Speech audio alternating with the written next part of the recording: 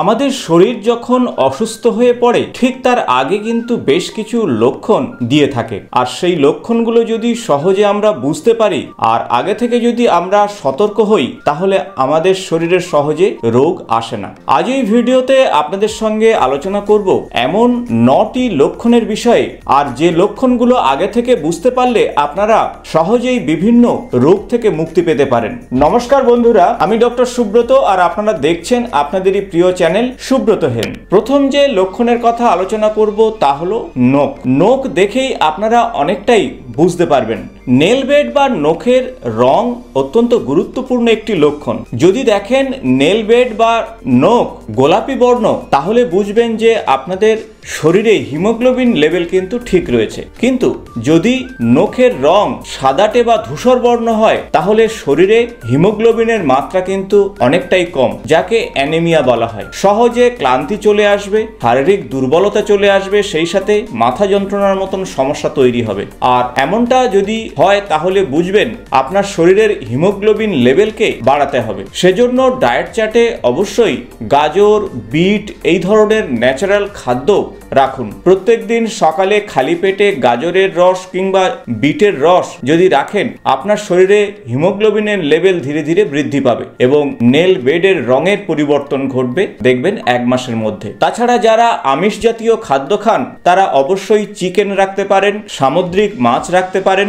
বিন বা বীজ জাতীয় খাদ্য অবশ্যই ডায়েট চার্টে রাখতে পারেন। ফর্টিফাইড বীজ বা হোল গ্রেন ডায়েট চার্টে রাখলে অ্যানিমিয়ার মতন সমস্যা সহজে আসবে না। এবং গ্রিন ভেজিটেবল অবশ্যই ডায়েট চার্টে রাখুন। ডিপ গ্রিন ভেজিটেবলের মধ্যে প্রচুর পরিমাণে ফোলেট পাবেন, যা অ্যানিমিয়া সংক্রান্ত সমস্যা সহজে আসতে দেবে না। দ্বিতীয় যে লক্ষণের কথা বলবো তা হলো দুর্গন্ধযুক্ত বাতকর্ম বা গ্যাস। বাতকর্ম বা গ্যাস একটি সাধারণ বিষয়, এটি হওয়া কিন্তু একেবারেই সাধারণ। কিন্তু দুর্গন্ধযুক্ত বাতকর্ম বা গ্যাস যদি হতে থাকে তাহলে জানবেন ভয়ঙ্কর স্বাস্থ্য সমস্যা তৈরি হচ্ছে। হয় আপনি যে সমস্ত খাদ্য গ্রহণ করছেন তা প্রয়োজনের অতিরিক্ত, অথবা এমন কিছু খাদ্য আপনি খাচ্ছেন যা আপনার পাকস্থলী বা আপনার শরীর সহ্য করতে পারছে না। তাই এমন কিছু খাদ্য আপনারা অতিরিক্ত গ্রহণ করবেন না যাতে আপনার শরীরে এই ধরনের সমস্যা তৈরি হয়। তাই খাদ্যের পরিমাণ ধীরে ধীরে কমিয়ে ফেলুন। সেই সাথে অতিরিক্ত তৈলাক্ত খাদ্য কিংবা অতিরিক্ত প্রোটিন জাতীয় খাদ্য ডায়েট চার্ট থেকে বাদ দিন এবং ঘরোয়া খাবার খাওয়ার চেষ্টা করুন। হোটেলের বা রেস্তোরাঁর খাবার যত কম খাবেন ততটাই কিন্তু আপনার জন্য ভালো হবে। এমনকি হার্ট অ্যাটাকের সম্ভাবনাও চলে আসতে পারে এবং সেই সাথে আপনার লিভার ধীরে ধীরে খারাপ হতে থাকবে। পরবর্তী যে লক্ষণের কথা বলবো তা সচরাচর আপনাদের মাঝে মধ্যে হয়ে থাকতে পারে, তা হলো মাসল ক্র্যাম্প। অনেক সময় হাঁটা চলা করার সময় আপনার পায়ের পেশি হঠাৎ ক্র্যাম্প হয়ে যাচ্ছে। এটি কিন্তু সাধারণ লক্ষণ হলেও বড় সমস্যা আসতে পারে শরীর স্বাস্থ্যের ক্ষেত্রে। তাই আগামী দিনে বড় কোনো সমস্যা যাতে না আসে তার জন্য আগে থেকেই সতর্ক থাকুন। সাধারণত শরীরে ভিটামিন ইর অভাবে কিন্তু মাসকুলার ক্র্যাম্পিং বা মাসেল ক্র্যাম্প চলে আসতে পারে। তাই ডায়েট চার্টে এমন বেশ কিছু খাদ্য রাখুন যেখান থেকে ভিটামিন ইর চাহিদা পূরণ হতে পারে। কারণ ভিটামিন ই খাদ্য থেকে যদি নিতে পারেন প্রায় 68% কিন্তু সেখান থেকেই পূরণ হতে পারে। সেজন্য আপনারা বীজ জাতীয় খাদ্য ডায়েট চার্টে রাখবেন, বিশেষত সূর্যমুখীর বীজ, আমন্ডস, এছাড়া কাজু, পিনাট এবং দেশি ঘি। এই ধরনের খাদ্য যখন আপনার ডায়েট চার্টে রাখতে শুরু করবেন তখন দেখবেন আপনার মাসল ক্র্যাম্প অনেকটাই কমে যাচ্ছে। এমনকি বাদাম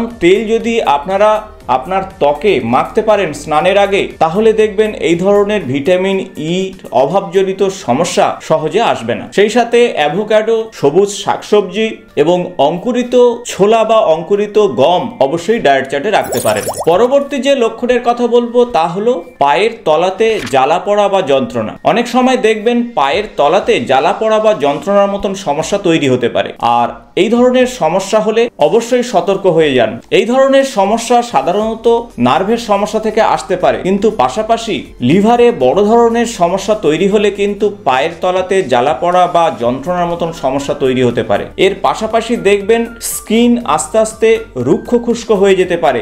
এক্সেসিভ পিগমেন্টেশন কিন্তু স্কিনের উপরে চলে আসতে পারে, বিশেষত নাক এবং নাকের পাশাপাশি এই অঞ্চলগুলিতে হয়ে থাকে। এবং সেই সাথে দেখবেন চুল অকালেই ঝরে পড়ে যাচ্ছে, এছাড়া চুলের গ্রোথ হচ্ছে না, চুল বিবর্ণ কালার হয়ে যাচ্ছে। তাই এই ধরনের সমস্যা থেকে মুক্তি পেতে আপনার লিভারকে সুস্থ রাখতে হবে। প্রত্যেক দিন ডায়েট চার্টে আপনারা ফ্রেশ আখের রস রাখুন। গবেষণায় দেখা গেছে যে আখের রসের মধ্যে বেশ কিছু ফাইটো উপাদান রয়েছে যা আপনার লিভারকে সুস্থ রাখবে। তবে যাদের ব্লাড সুগার অনেকটাই বেশি তারা অবশ্যই বুঝে শুনে আখের রস খাবেন, ডাক্তারবাবুর পরামর্শ নিয়েই তবে খাবেন। তাছাড়া যে সমস্ত খাদ্যের মধ্যে অতিরিক্ত সুগার রয়েছে, রিফাইন্ড সুগার রয়েছে, সেই সমস্ত খাদ্য একেবারেই খাবেন না।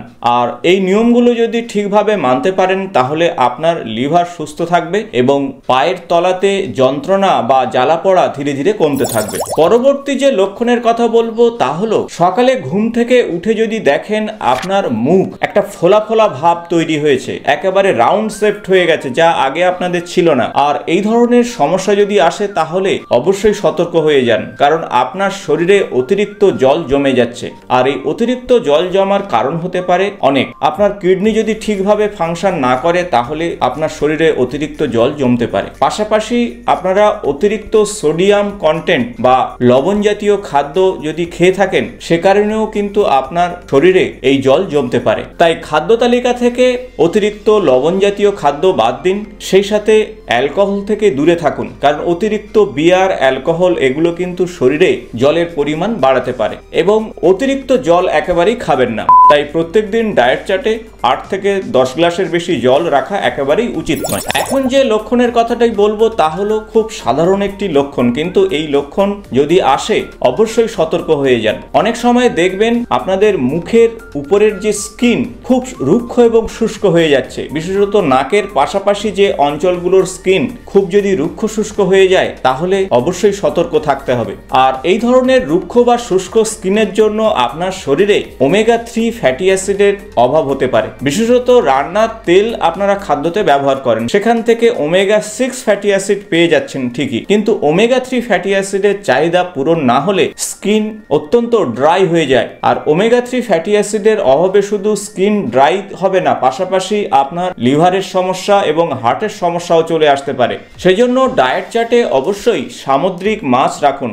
এছাড়া ফ্লেক্স সিড, চিয়া সিড এগুলো খাদ্য তালিকাতে অবশ্যই রাখতে ভুলবেন না। সেই সাথে ওয়ালনাট, পিনাট এই ধরনের বাদাম জাতীয় খাদ্য ডায়েট চার্টে রাখলে ওমেগা 3 ফ্যাটি অ্যাসিডের চাহিদা পূরণ হবে এবং আপনার ড্রাই স্কিনের সমস্যা অনেকটাই দূর হবে। ওমেগা 3 ফ্যাটি অ্যাসিডের অভাবে আপনার কোয়াগনিটিভ ফাংশন বা ব্রেন ফাংশন ধীরে ধীরে কমতে থাকবে, সেই সাথে হার্টের অ্যাক্টিভিটিও ধীরে ধীরে কমবে। তাই ডায়েট চার্টে অবশ্যই ওমেগা 3 সমৃদ্ধ খাদ্য অবশ্যই রাখুন। যারা মাশরুম খেতে পছন্দ করেন তারা ডায়েট চার্টে অবশ্যই মাশরুম রাখতে পারেন। মুঠো মুঠো বাজার থেকে বিভিন্ন মাছের লিভার অয়েল সাপ্লিমেন্ট হিসাবে না খেয়ে আপনারা প্রাকৃতিক ভাবে আপনার স্বাস্থ্যকে ঠিক রাখতে পারেন।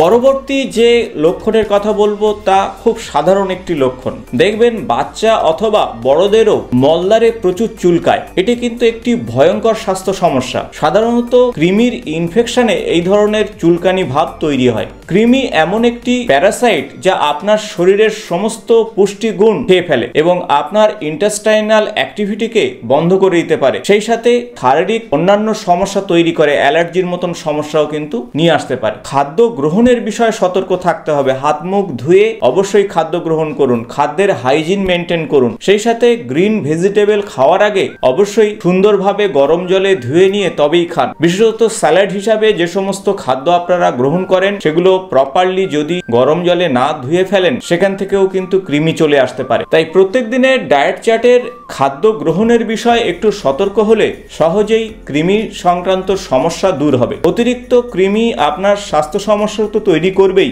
এবং সেই সাথে পাইলসের মতন সমস্যা কিন্তু চলে আসতে পারে যদি অতিরিক্ত কৃমির ইনফেকশন হয় আপনার শরীরে। তাই ফাস্ট ফুড থেকে দূরে থাকুন, অতিরিক্ত তেল মশলাযুক্ত খাদ্য থেকে দূরে থাকুন এবং খাদ্যের হাইজিনকে বজায় রাখার চেষ্টা করুন। আর তাহলে দেখবেন কৃমির সংক্রমণ সহজে হবে না। পরবর্তী যে লক্ষণের কথা বলবো তা হলো মাড়ি ফুলে যাওয়া বা মাড়ি থেকে রক্ত পড়া। এটি কিন্তু একটি সাধারণ সমস্যা, কিন্তু ভয়ঙ্কর স্বাস্থ্য সমস্যা হিসাবে দাঁড়াতে পারে যদি আগে থেকে সতর্ক না হন। সাধারণত শরীরে ভিটামিন সির অভাবে এই ধরনের লক্ষণগুলো তৈরি হতে পারে, মাড়ি ফুলে যাওয়া, মাড়ি থেকে রক্ত পড়া। দিনের পর দিন যদি মাড়ি থেকে রক্ত পড়ে তাহলে সেখানে বড় ধরনের আলসার বা ক্যান্সারের মতন সমস্যা ডেভেলপ করতে পারে। তাই আগে থেকে আপনারা সতর্ক অবশ্যই হয়ে যান। তাই ডায়েট চার্টে ভিটামিন সি যুক্ত খাদ্য অবশ্যই আপনাদের রাখতে হবে। তাই লেবু জাতীয় খাদ্য অবশ্যই রাখুন, কমলা লেবু, পাতি লেবু কিংবা মৌসুম্বি লেবু। এছাড়া বাতাবি লেবুর মধ্যে প্রচুর পরিমাণে আপনারা ভিটামিন সি পাবেন।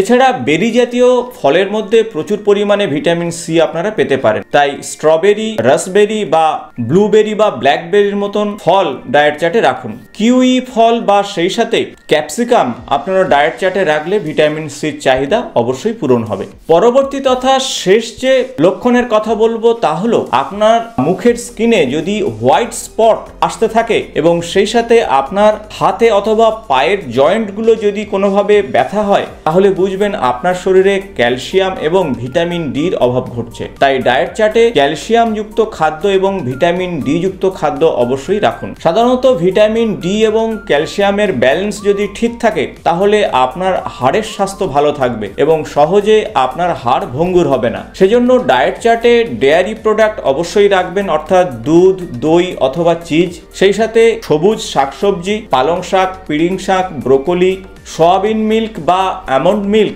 অবশ্যই ডায়েট চার্টে রাখতে পারেন, কিংবা সয়াবিন থেকে তৈরি পনির অর্থাৎ তোফু আপনারা ডায়েট চার্টে রাখতে পারেন। সামুদ্রিক মাছের পাশাপাশি ছোট মাছ ডায়েট চার্টে রাখলে ক্যালসিয়ামের চাহিদা অবশ্যই পূরণ হবে। এছাড়া বাদাম জাতীয় খাদ্যের মধ্যে বিশেষত আমন্ডসের মধ্যে প্রচুর পরিমাণে ভিটামিন ডি এবং ক্যালসিয়াম রয়েছে। সূর্যের আলো প্রত্যেক দিন অবশ্যই আধ ঘন্টা লাগান, তাতে ভিটামিন ডির চাহিদা পূরণ হবে। এছাড়া দই অবশ্যই রাখুন, এবং যারা ডিম খেতে পছন্দ করেন ডিমের হলুদ অংশের মধ্যেও কিন্তু প্রচুর পরিমাণে ভিটামিন ডি পাবেন। তাই এই ধরনের খাদ্যগুলো যদি ডায়েট চার্টে রাখেন তাহলে এই স্কিনে হোয়াইটিস কালার, সেই সাথে গাঁঠের যন্ত্রণা বা ব্যথা সহজে আসবে না এবং আগে থেকেই আপনারা শারীরিক দিক থেকে অনেকটা শক্তিশালী হয়ে উঠবেন। আশা করব ভিডিওটি ইনফরমেটিভ হয়েছে। ভালো লাগলে বন্ধুদের সঙ্গে শেয়ার করবেন। আগামী নতুন কোনো স্বাস্থ্য সংক্রান্ত ভিডিওতে আপনাদের সঙ্গে দেখা হবে।